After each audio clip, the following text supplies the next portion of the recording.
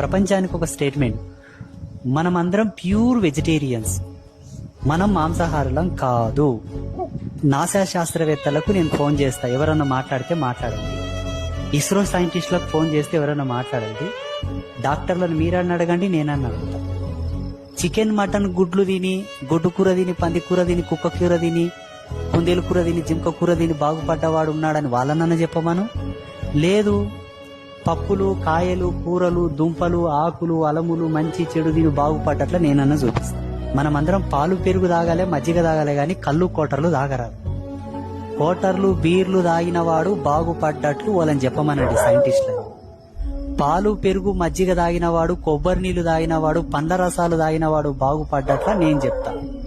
ఈ ధర్మం మనిషిది లేదు. ఇంకా తిన్నికే నేసుకున్నారు, తిన్నారు, ఇప్పుడు బంద్ చేయమంటే ఏమంటారు? ఎకతకతి పెద్ద పనికిరానోడు మమ్మల్ని బంద్ చేయమంటాడు అంటారు. మమ్మల్ని